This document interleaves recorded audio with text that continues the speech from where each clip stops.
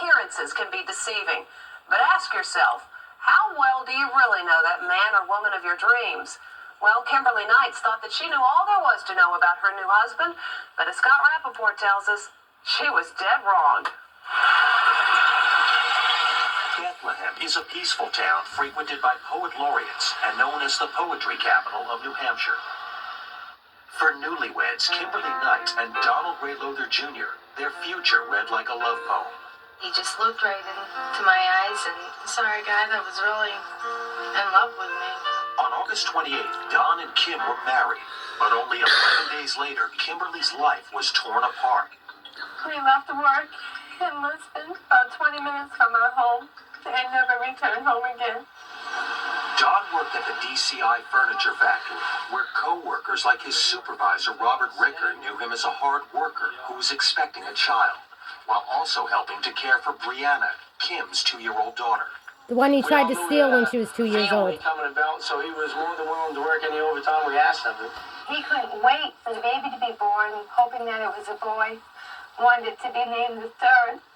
Don punched out at 4:23 p.m., leaving his frantic wife with no idea of what could have happened. Kim, fearing the worst, contacted the New Hampshire State Police. She was very upset. Didn't know where her Good old John husband Scarenza, had you gone dead-ass to. motherfucker. Was concerned that either something bad had happened to him or he was hurt. If Kimberly didn't have enough to worry about, a trip to the bank revealed the painful truth. They said, oh yeah, we're aware of it. We've closed your checking account because you're overdrawn. Kim now realized that not only had Don abandoned her, it appeared he had scammed her as well. Kim says Don left her penniless and quickly began writing one bad check after another. Younger face of Michael Middleton? Well, I thought that I had all my checks. The squinted eyes? Obviously, I don't. We've been able to determine that he's written in excess of $3,000 of checks on what was their joint account. Kimberly was now determined to find out where her husband had gone. A credit check turned up a phone number for Donald Ray Lowther Jr. in the rural community of Booth, West Virginia. I said, hi, this is Kim Lowther calling. I'm calling from Bethlehem, New Hampshire. I'm calling in regards to my husband, Donald Ray Lowther Jr. And the kid says, well, I'm Donald Ray Lowther Jr. Yeah, I was like, who is this person? Why did she call me? How did she get my name? And that's when he started gaining weight to look like Donald Lowther Jr. I said, my husband's missing. I'm like, your husband's missing? Why you tell me for it? All I could say was, oh my gosh, what has happened to me? What has happened to me? After Kim described her husband, Donald told her that he and her husband briefly roomed together and that his wallet had been stolen. Donald said that he too was a victim. And for Kim, the horrifying news sunk in. My husband's an imposter. What do I do? We spoke with West Virginia State Police, and it became increasingly clear that the gentleman that she thought she had married was not so, and he was using an alias. In the neighboring university city of Morgantown, Kim's story made headlines. At first, Linda Thorman read in disbelief, but the photograph left no doubt in her mind that Kim's husband, Don, was her fiancé, Danny Mitchell Stevens. She and Stevens dated for a year, and just before the Memorial Day weekend, he vanished. I felt very betrayed. I still feel betrayed, because that means, according to all of this, that means, our whole relationship, intimacies and all were nothing. We're just all lies and I'll contact your daughter, too. West Virginia State Trooper John I think she'll help me now that she's old enough. For Danny Mitchell Stevens. He had allegedly written over $14,000 in bad checks on his and Linda's joint account. By the way, West Virginia says this never happened. And what he's just preying on the female victims that he has thus far. Though police are still trying to establish Don and Danny's true identity, they are He went by optimistic. Michael Middleton. Leads are coming in. We're getting phone calls from people in the community. The other leads are coming in conjunction with working with the New Hampshire State Police. We'll find them before we're done. It may take some time. But for these two women, drawn together as unwitting victims by what police say is a cruel con man, life will never be the same. I would just love to just knock the out of here. Somebody will for you, Linda, I I'm promise. so I promise. that he did this, and not only to me. You know, he did it to someone else, and I know there's more of us. I know there is. And there's more of us, Linda. I promise Every night I'll take care of it. I'm waking up, nightmares, crying. I go in and check on my baby. I would like to know who I married, why he married me, why he's done this stuff to me. And he did try taking both of my children. Well, whoever this guy is, police say they don't believe he's violent, but they are looking for him, and they hope this report will help uncover some clues. He seemed like a prince to the women he met, but he turned out to be a frog who had a habit of loving and leaving them with a lot of debt. Joel Lloyd tells us how the runaway Romeo finally got caught. Can you give me some of the names you used? Well, there was Don Lowther, Mitchell Stevens, Jason Sims, David Asher. So who is this man, and why so many names? See how he is really mellow there, like Michael Middleton was when he got arrested? Back on August 28th, Kimberly Nice married the man of her dreams, Donald Ray Lowther. He just looked right into my eyes and saw a guy that was really in love with me. But then, only 11 days later, Kim's newlywed bliss in Bethlehem, New Hampshire, was shattered by Don's unexplained and sudden disappearance. We left work in Lisbon, about 20 minutes from our home, and never returned home again. Then came more bad news. First, Kim's husband apparently scammed her by writing over $3,000 in bad checks from their joint account. Then she found the real Donald Ray Lowther in Booth, West Virginia. I'm not married. I'm too young to be married. And now you're older and The real gay. Donald Ray Lowther told Kim that he and her missing husband had roomed together and that his wallet had been stolen. The grim reality sank in. My husband's an imposter. What do I do? But as it turned out, Kim wasn't the only alleged victim. In the city of Morgantown, West Virginia, Kim's story made headlines. At first, Linda Thorman read in disbelief, but the photograph left no doubt in her mind that Kim's husband, Don, was her fiancé, Danny Mitchell Stevens. She and Stevens dated for a year, and just before the Memorial Day weekend, he vanished. Then allegedly wrote $14,000 in bad checks on their joint account. It's amazing how one person can cause that much pain. I would like to know who I married, why he married me, and why he's done this stuff to me. I'm sure that there has been a lot of pain at my expense, and I am truly sorry for that. On Thanksgiving Day, police in Brattleboro, Vermont, arrested a 28-year-old on a routine traffic violation.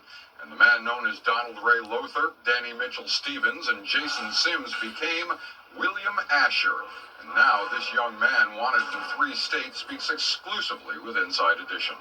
Every time I switched identities, it was kind of like a new beginning, a forgiveness, if you will. But I never set out to hurt any of those people. I would just love to just knock them out of him. Linda, rest, I'll rip his girl. head off. We're Some gonna of get these him. folks are pretty angry with you. What do you say to them?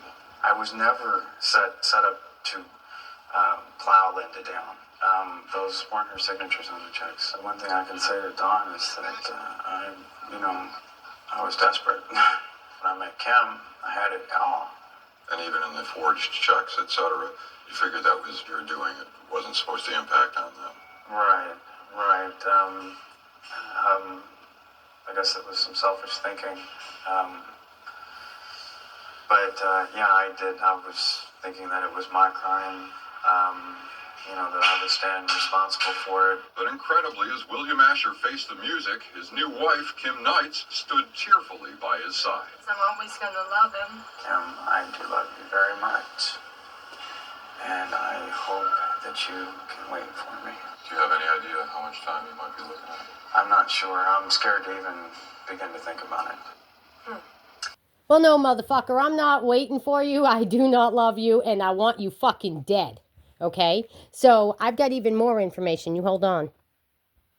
Stephen Bork and Eric Millar from Homeland Security and Stratford County Sheriff's Department knew and they know everything about this situation, and it was listed as human trafficking. And mind you, When my daughter Brianna was 2 years old, that motherfucker tried taking my daughter.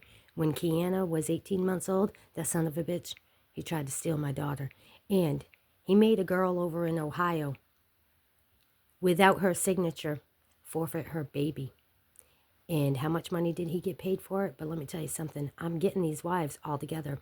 I am the true wife. And this is going to be a fucking disaster. Just scrolling through so to let you know.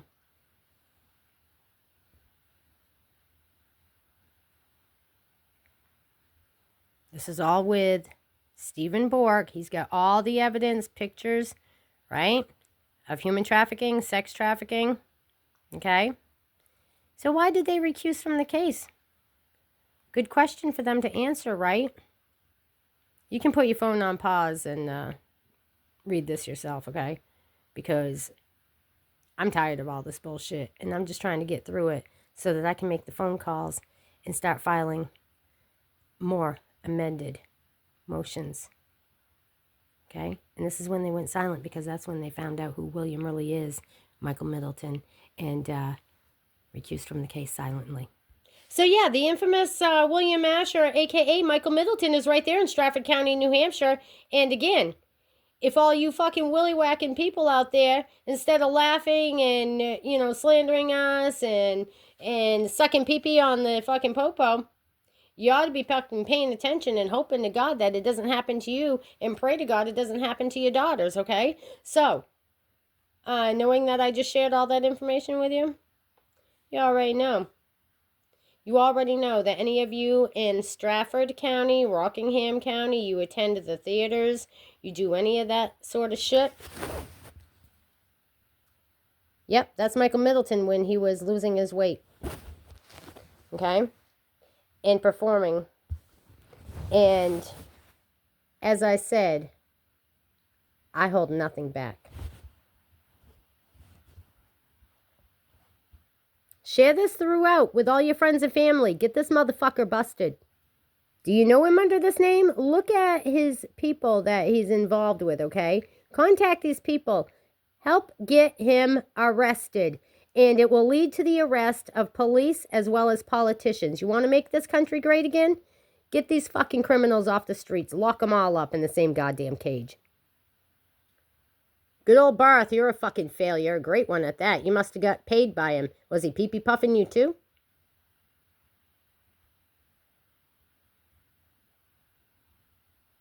Look at all these fucking names he uses. Got arrested 2012. If you can get a hold of the mugshot, you'd be able to compare it, right? But the police refuse, and so does the Attorney General. When he was living at this building in Caribou, or visiting it, what did he have for ties to it? I've already called the state fire marshal and asked. Do any of you know Alicia? Contact her. Let's get this ball rolling.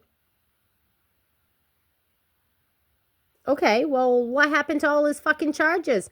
I know that Maine dismissed them.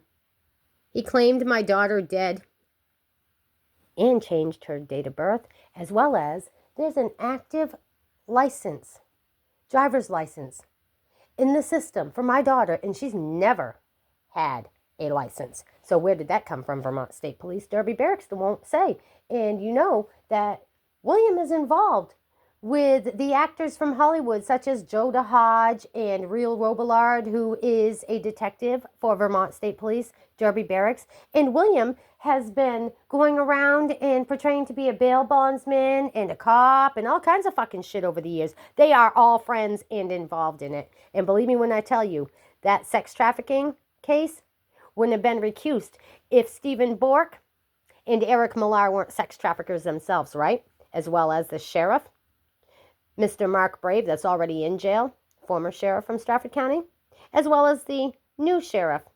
I can't remember her name. I believe it starts with Kim, though. And, yeah, I think she's a sex trafficking fucking whore, too.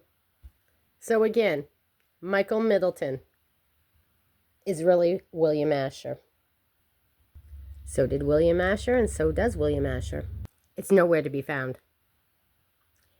She is not dead. She is very well and alive, like I told you in another video. Looks like a scheme or a script for a movie, right? And here we go. In 1995, a notable case involving con artist occurred in Bethlehem, New Hampshire, featuring a man who identified himself as William Asher and a woman named Kimberly Knights. I'm Kimberly Knights, and no the fuck I was not involved, and you just saw it for yourself. So who's going to be responsible for all of this defamation, slander, and all the bullshit I've gone through, Bethlehem? I already fucking told you, I warned you, and I promised you. You don't fucking tell lies and talk shit about me. When I find out about it, you already know what time it is. You've seen what I'm capable of doing, and you know what I'm going to do. I'm going to exploit all of you. I'm going to look you up name by name, and I'm going to let every motherfucker know all about your background, your family history, and everything about all of you police, politicians, your wives, even your fucking grandchildren. How about that? Dare you cross me again. Lie about me again, motherfucker. So I don't know where or who came up with all this information, but I never knew my husband to go by Arthur Lee, okay? But I'll be checking into that name too. However, what you're going to see, claiming that I was involved in this bullshit, and no the fuck I wasn't. And again, you just saw the video from Inside Edition, and thank God I've got that to prove my innocence, because all you motherfuckers are going down, and you can burn in fucking hell, and I'll piss on your fucking graves. I don't care. I will piss on every one of your motherfucking graves, every one of you that was involved in defaming me. And that's not a threat, it's a goddamn fucking promise. So when Christopher Ray said to me, oh, Kimberly Knights in California, no, that's not you. No, it's not me, but Christopher Ray, I wish you wouldn't have resigned now that I told you to, okay? Because I'd like for you to find those pictures of William Eugene Asher that are missing. Remember when he said when he met me, he had it all? That's right, because I'm the founder of Cape Cod's granddaughter, okay? So yeah, I've got great lineage, and I've got a lot fucking more than you'll ever have, because your grandfather wasn't the founder of Cape Cod, Massachusetts. Now, was he, you fucking douchebag, Aaron Caldwell? Were you fucking William too? Just asking. We know Pamela Taylor had a kid with him, and they got $10,000 for giving the kid up for adoption. Yep, my mother's other daughter, and I didn't know the bitch even knew my husband. But I remember that day when they walked down to Caldwell's house in North Anson.